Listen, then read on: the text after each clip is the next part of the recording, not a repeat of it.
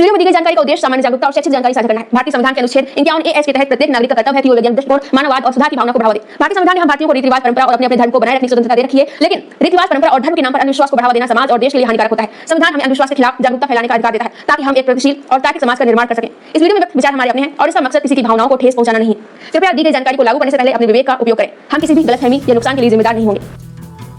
जब दुनिया स्त्री को देवी कहकर उसे चार दीवारी में कैद कर रही थी, तब एक आदमी खड़ा हुआ और बोला, स्त्री देवी नहीं इंसान है। वो आदमी कोई और नहीं, दक्षिण भारत का दिल पेरियार ईवी रामासामी थे। आज हम जानेंगे पेरियार का नारीवाद क्या था, क्यों उन्होंने विवाह, धर्म और समाज सबकी नींव को हिला देने वाली बातें कही, और क्यों आज भी उनके विचार लाखों स्त्रियों के लिए उम्मीद की लौ है। पेरियार यानी ईवी रामासामी, जिनका जन्म 1879 में तमिलनाडु के इरोड में हुआ, एक व्यापारी लेकिन सोच में क्रांतिकारी। उन्होंने जातिवाद, धर्मांधता और पितृसत्ता तीनों से लड़ाई लड़ी। वे आत्मसम्मान आंदोलन के जनक बने और उनके विचार आज भी तमिल समाज की रीढ़ हैं। जब भारत की राजनीति पुरुषों के इर्द गिर्द घूम रही थी, तब पेरियार ने स्त्रियों को मंच दिया। उनका नारीवाद सहानुभूति नहीं, क्रांति था। वे कहते थे, स्त्री पुरुष की दासी नहीं है, वो एक स्वतंत्र इंसान है। जो समाज स्त्री को देवी कहता है, वही उसकी आजादी छीनता है। स्त्रियों को पुरुषों की संपत्ति बनने से इनकार करना होगा। पेरियार मानते थे कि स्त्री जब तक पढ़ेगी नहीं, तब तक वो आजाद नहीं हो सकती। उन्होंने कहा, शिक्षा ही महिलाओं की मुक्ति की पहली सीढ़ी है। ब्राह्मणवादी सोच उस समय लड़कियों को शिक्षा से दूर रखती थी। पेरियार ने इसका विरोध करते हुए स्कूल, संगठन और मंच बनाए जहां लड़कियां सीख सकें, पढ़ सकें। उन्होंने कहा, अशिक्षित स्त्री पितृसत्ता की सबसे पहली शिकार होती है। पेरियार ने जिस बात पर सबसे बड़ा हमला किया, वो थी पारंपरिक विवाह संस्था। उन्होंने कहा, विवाह एक ऐसा धार्मिक जाल है जिसमें स्त्री को गुलाम बना दिया जाता है। उन्होंने देखा, शादी के बाद लड़की की पहचान खत्म हो जाती है। पति को स्वामी और पत्नी को सेविका कहा जाता है।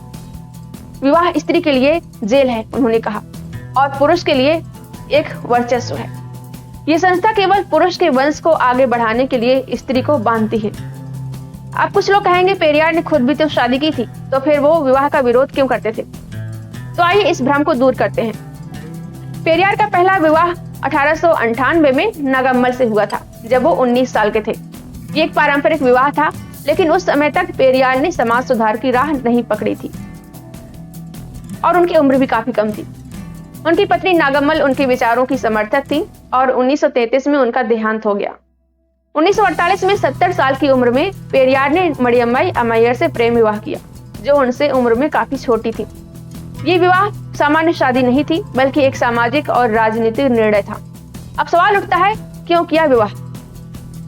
दरअसल मरियम्माई आत्मसम्मान आंदोलन की सक्रिय कार्यकर्ता थी। समाज उन्हें साथ रहने वाली स्त्री कहकर बदनाम कर सकता था, तो पेरियार चाहते थे कि उन्हें आधिकारिक अधिकार और सम्मान मिले। इसलिए उन्होंने सिविल मैरिज की, यानी बिना किसी धार्मिक रीत के, बिना देवी देवता के, बिना किसी कन्यादान के। तो क्या ये पेरियार के विचारों से विरोधाभास था? बिल्कुल नहीं। पेरियार आत्मसम्मान विवाह के खिलाफ नहीं, बल्कि पारंपरिक विवाह में छिपे धार्मिक पाखंड, स्त्री की अधीनता और पितृसत्ता के खिलाफ थे। उन्होंने कहा था, अगर स्त्री और पुरुष बराबरी से साथ रहना चाहें तो वो शादी से भी बेहतर है। मतलब कहा जा सकता है, वे बिना शादी के एक दूसरे की सहमति से साथ रहने के पक्षधर थे, जिसे आज के समय में लिव इन रिलेशनशिप कहा जाता है। उस जमाने में उनका दूसरा विवाह एक उदाहरण था कि दो लोग बराबर के इंसान कैसे बिना पाखंड के समझदारी से एक साथ रह सकते हैं। इस समय अगर पेरियार होते तो वो लिव इन को जरूर समर्थन देते। उस समय उनका विवाह एक लिव इन की तरह ही था। पेरियार का आत्मसम्मान विवाह समाज की बेड़ियों को तोड़ने का मॉडल था, न कि उनसे बंधने का। उन्होंने जो किया, वे सिर्फ बोले नहीं, खुद जीकर दिखाया। इसलिए ये कहना कि उन्होंने शादी की तो वो विवाह विरोधी कैसे हो सकते हैं, ये एक अधूरी और सतही समझ है।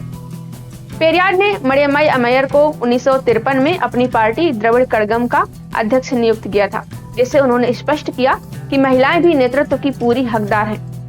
पेरियार की मृत्यु के बाद मरियम्माई पार्टी की पूर्ण नेता बनी और 1978 में अपने निधन तक उन्होंने आंदोलन को आगे बढ़ाया। उन्होंने महिला शिक्षा, सामाजिक न्याय और ब्राह्मणवादी विरोधी आंदोलनों को मजबूती से जारी रखा। तमाम आलोचनाओं के बावजूद मरियम्माई दक्षिण भारत की पहली महिला बनी जिन्होंने एक बड़े राजनीतिक सामाजिक संगठन का नेतृत्व किया।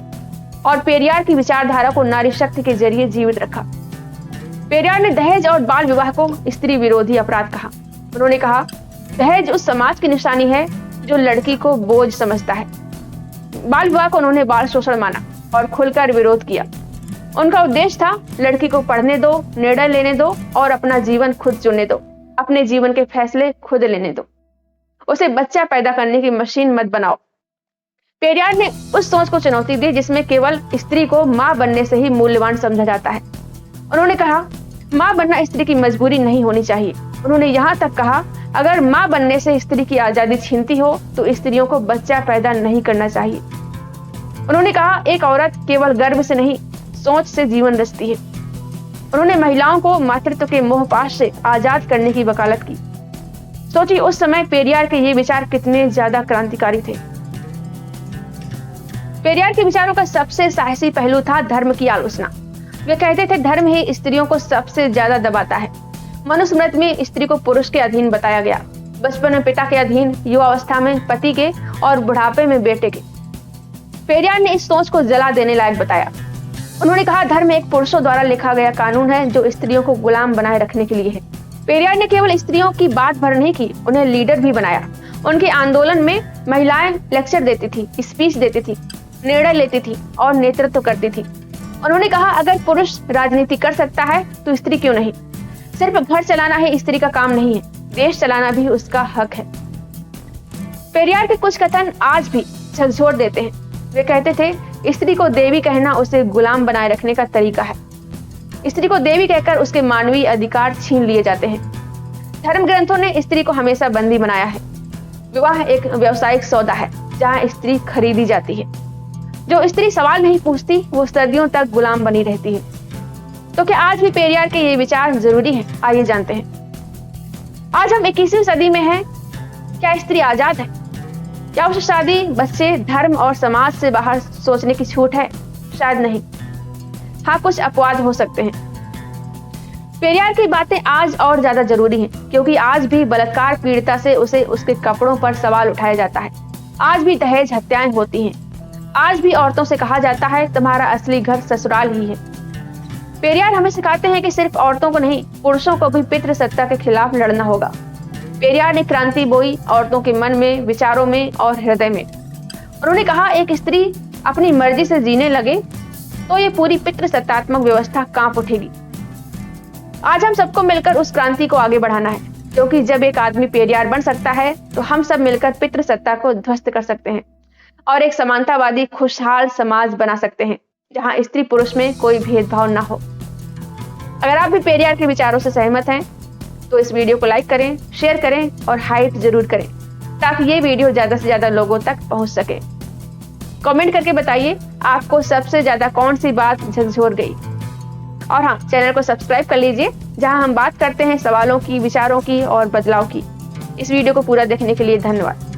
मिलते हैं अगली वीडियो में।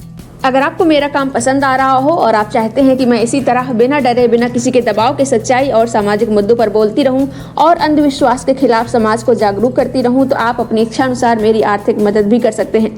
मैं किसी संगठन या पार्टी से नहीं जुड़ी हूं। आपका सहयोग ही मेरी सबसे बड़ी ताकत है। आप अपना सहयोग वीडियो के नीचे दिख रहे थैंक्स के बटन पर क्लिक करके या फिर मेरी UPI ID shashi-singh9192@OKICICI पर सीधे भेजकर या फिर स्क्रीन पर दिख रहे QR कोड को स्कैन करके कर सकते हैं। आपकी हर छोटी से छोटी मदद मेरे लिए बहुत कीमती है।